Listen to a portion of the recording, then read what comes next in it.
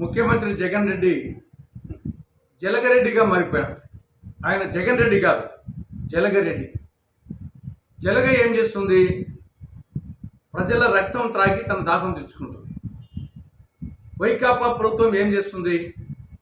ధరల వాత, ఛార్జీల మోత, పన్నుల వాత ద్వారా ప్రజల రక్తం పిలుస్తూ ఉంది, ఆర్థిక మూలాలు పిలుస్తూ ఉంది.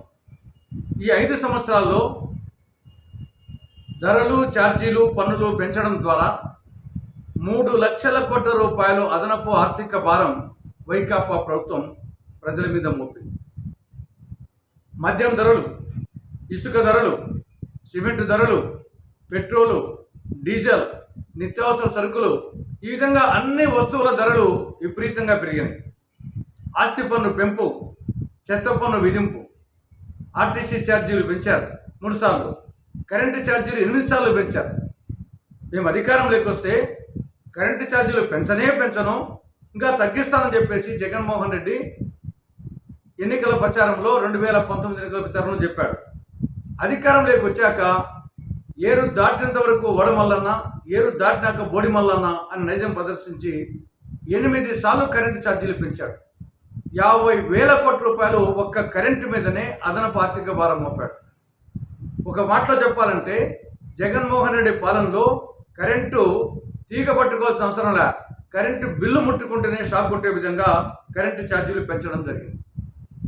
అంటే ఓవరాల్గా చూస్తే జగన్ పాలన ఇచ్చింది ప్రజలకు గోరంతా, ప్రజల నుండి లాక్కున్నది కొండంత. మట్టి ముంత ఇచ్చి ప్రజలకు వెండి చెంబు లాక్కున్నట్టుంది ప్రజల నుండి. చాక్లెట్ ఇచ్చి నెక్లెస్ దొంగిలించినట్టుంది జగన్ పాలన. ఇక ఇళ్ళ విషయాన్ని చూస్తే అది జగనన్న ఇల్లంట, కానీ అవి పిచ్చుకగులు, సెంటున్నర పిచ్చుకగులు సమానం. అవి కూడా చాలా చోట్ల ఎగిచ్చి తంతే ఇటుకలు రాలిపోయే విధంగా ఉన్నాయి. పులివెందుల పట్టణంలో 7,079 ఇల్లు మంజూరు చేస్తే ఈ 5 సంవత్సరాలు పూర్తయిందని 310 ఇల్లు. ఆ 310 ఇళ్లలో కూడా ఒక్క ఇంట్లో కూడా ఎవరు చేరలేదు. ఇది ఎక్కడో కాదు, పులివెందుల అసెంబ్లీ నియోజకవర్గంలో పులివెందుల పట్టణంలో 7,079 ఇల్లు శాంక్షన్ చేసి కంప్లీట్ అయింది 310, చేరింది మాత్రం ఒక్కరు చేరలేదు. తంతే ఎగిచ్చి తంతే రూములు పడిపోయేట్టుగా ఉన్నాయి. ఇది జగనన్న పాలన. సమాజంలో ప్రతి ఒక్కరిని నమ్మించి మోసగించాడు. మోసగించడం ఆయన నైజం.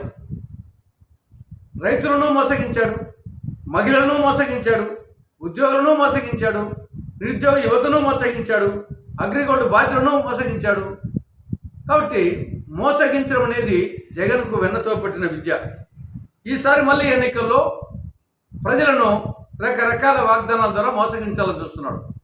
ఈయన పేదవాడట, ప్రతిపక్షాలు వాళ్ళు వచ్చేసి సావుకారులట. ఇంతకంటే అబద్ధాల కోరు మరొకరు ఉంటారా?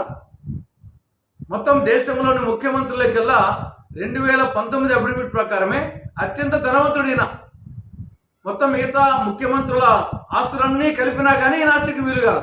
ఈయన పేదవాడట. కాబట్టి మళ్ళీ ఎన్నికల్లో మోసగించాలని ప్రయత్నం చేస్తున్నాడు. ఈ యొక్క నమ్మించి మోసగించడం ఆయన నైజం. కాబట్టి మళ్ళీ మోసపోవద్దు అని ప్రజలకు విజ్ఞప్తి చేస్తూ, కాంగ్రెస్ పార్టీ ఒక్కటే ప్రజా సంక్షేమం కోరే పార్టీ. ఇందిరమ్మ రాజ్యం, ఇంటింటా సౌభాగ్యం.